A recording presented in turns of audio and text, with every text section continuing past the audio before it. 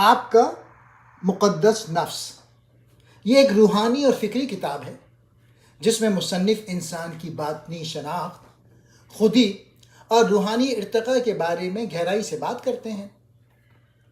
اس کتاب کا مرکزی پیغام یہ ہے کہ انسان کا اصل اور مقدس وجود اس کے نفس امارہ یا دنیاوی خودی سے ماورا ہے۔ مصنف اس کتاب میں قاری کو دو دنیاؤں کے درمیان فرق سمجھاتے ہیں۔ پہلا ہے نفس یا انا۔ یہ وہ شناخت ہے جو دنیاوی مادی چیزوں سے جڑی ہوئی ہے، جیسے شہرت، طاقت، دولت، مقابلہ، دوسروں سے برتری کا جذبہ۔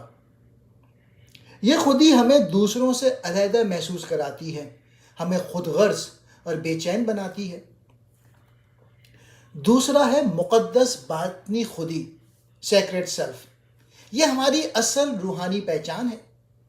یہاں ہم محبت، رحم، سکون، اتحاد اور خدا سے قربت کو محسوس کرتے ہیں۔ یہ خودی ہمیں بتاتی ہے کہ ہم سب ایک ہیں اور ہمیں باطن کی طرف پلٹنے کی دعوت دیتی ہے۔ اس کتاب کے اہم نکات ہیں: خودی کی پہچان۔ آپ وہ نہیں ہیں جو دنیا کہتی ہے، آپ اس سے کہیں زیادہ ہیں۔ خاموشی اور غور و فکر، سکون، مراقبہ اور باطن میں جھانکنے سے آپ اپنے مقدس نفس کو پہچان سکتے ہیں۔ معافی اور محبت، دوسروں کو معاف کرنا اور محبت پھیلانا روحانی بیداری کا ذریعہ ہے۔ کنٹرول چھوڑنا، ہر چیز پر قابو پانے کی خواہش ترک کر کے ہی اصل سکون ملتا ہے۔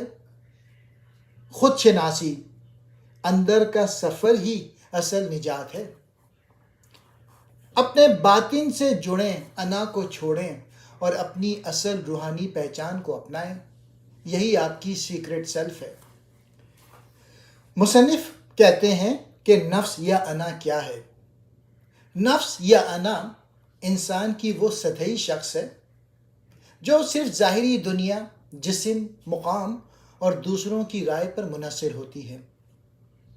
یہ خودی کو انسان کی اصل روحانی پہچان سے دور کر دیتی ہے۔ اب ایگو اور سیلف کی نمایاں خصوصیات کیا ہیں؟ میں اور تو کی تقسیم۔ نفس انسان کو دوسروں سے جدا سمجھتا ہے، میں الگ ہوں، تم الگ ہو۔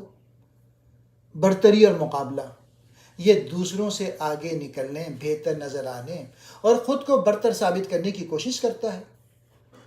خوف کی بنیاد، انا کی پہچان خوف سے جڑی ہوتی ہے، جیسے کہ ناکامی کا خوف، دوسروں کی رائے کا خوف یا محرومی کا خوف۔ ظاہری کامیابی پر زور، ایگو سیلف کو دنیاوی چیزوں سے تشخص ملتا ہے، مال، شہرت، عہدہ، ظاہری خوبصورتی یا تعلقات۔ قابو پانے کی خواہش، یہ چاہتا ہے کہ ہر چیز، ہر شے اور ہر نتیجہ اس کے مطابق ہو۔ اب اس ایگو سیلف کا نتیجہ کیا ہوتا ہے؟ اندرونی بے سکونی ہوتی ہے، دوسروں سے حسد یا نفرت ہوتی ہے، روحانی تنہائی ہوتی ہے، خود غرضی ہوتی ہے، محدود سوچ ہے۔ مصنف کا پیغام ہے کہ جب تک انسان ایگو سیلف کے قابو میں ہوتا ہے، وہ اپنی سیکرٹ سیلف یعنی مقدس روحانی پہچان کو نہیں پا سکتا۔ نجات تبھی ہے جب ہم اپنی انا کو پیچھے چھوڑ کر محبت، معافی اور روحانی بیداری کی طرف بڑھیں۔ اب یہ دوسرا جو پوائنٹ تھا کہ سیکرٹ سیلف یعنی باطنی خودی، مقدس باطنی خودی کیا ہے؟ یہ وہ اصل پاکیزہ اور روحانی شناخت ہے جو انسان کی روح کے ساتھ جڑی ہوتی ہے۔ یہ وہی پہچان ہے جو خدا سے، کائنات سے اور ہر ذی روح سے گہرا تعلق رکھتی ہے۔ یہ خودی محبت، سکون، رحم اور اتحاد پر مبنی ہوتی ہے۔ اب اس باطنی مقدس خودی کی نمایاں خصوصیات کیا ہیں؟ روحانی وحدت کا احساس، یہ خودی انسان کو یہ شعور دیتی ہے کہ ہم سب ایک ہی روحانی سرچشمے سے نکلے ہیں، کوئی علیحدگی نہیں۔ محبت اور معافی، سیکرٹ سیلف بدلے کے بجائے معافی، نفرت کے بجائے محبت اور مقابلے کے بجائے ہمدردی کا درس دیتی ہے۔ اندرونی سکون. جب انسان اپنی مقدس خودی سے جڑتا ہے تو اسے بیرونی حالات کے باوجود ایک گہرا سکون محسوس ہوتا ہے. خدمت اور عاجزی. یہ خودی دوسروں کی خدمت کو خوشی سمجھتی ہے اور اپنے اندر عاجزی رکھتی ہے. مقصد سے جڑی زندگی. سیکرٹ سیلف انسان کو اس کے اصل مقصد کی طرف لے جاتی ہے، جیسے دوسروں کی بہتری، محبت بانٹنا اور خود کو بہتر بنانا. مصنف کا پیغام یہ ہے کہ جب تم اپنی مقدس خودی سے جڑے ہو تو تم دنیا کو صرف آنکھوں سے نہیں، دل کی گہرائی سے دیکھتے ہو. تم دوسروں کو دشمن نہیں، اپنے جیسے روحانی مسافر سمجھتے ہو. یہی اصل بیداری ہے. خودی کی پہچان.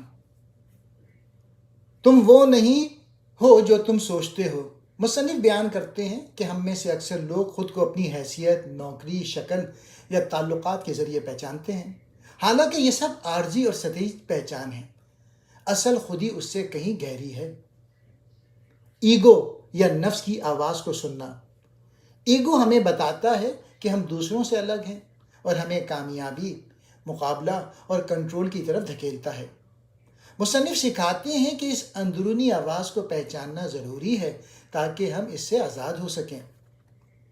خوف اور خواہش کا کھیل. مصنف بتاتے ہیں کہ ایگو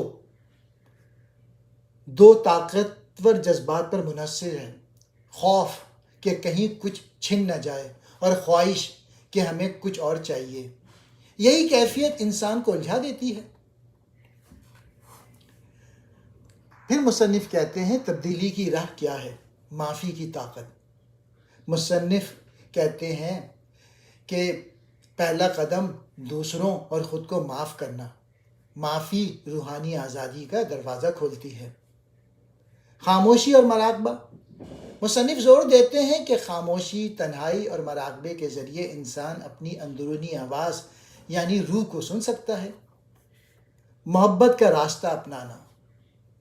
جب ہم محبت کو خوف پر فوقیت دیتے ہیں تو ہم اپنی مقدس خودی سے جڑنے لگتے ہیں. یہ محبت صرف رومانوی نہیں بلکہ عالمگیر ہمدردی اور رحم ہے. مزاحمت ترک کرنا. زندگی کے ساتھ مزاحمت چھوڑ کر قبولیت کو اپنانا، یہ سیکرٹ سیلف کی پہچان کا حصہ ہے. جو ہوتا ہے اس کے ساتھ بہاؤ. اور پھر مصنف مقدس خودی میں جینا سکھاتے ہیں کہ اپنی روشنی کو دوسروں تک پہنچانا. یہ بات بتاتا ہے کہ جب انسان اپنی مقدس خودی سے جڑتا ہے تو وہ دوسروں کی بھی رہنمائی کرتا ہے، الفاظ سے نہیں بلکہ اپنی موجودگی سے. تعلقات میں روحانیت لانا. روحانی طور پر بیدار انسان تعلقات میں توقعات کو کم کرتا ہے اور قبولیت و احترام کو بڑھاتا ہے. ہر لمحہ عبادت ہے. مصنف کہتے ہیں کہ جب انسان اپنی مقدس خودی میں جینے لگتا ہے تو اس کی زندگی عبادت بن جاتی ہے. وہ کام، خدمت، محبت سب خدا کی طرف سے ہوتا ہے. خدا سے تعلق کی واپسی. آخری باب میں مصنف انسان کو دعوت دیتے ہیں کہ وہ اپنے اصل مرکز خدا اور کائناتی وحدت کی طرف لوٹیں، کیونکہ سیکرٹ سیلف درقت اسی سے جڑی ہوئی ہے.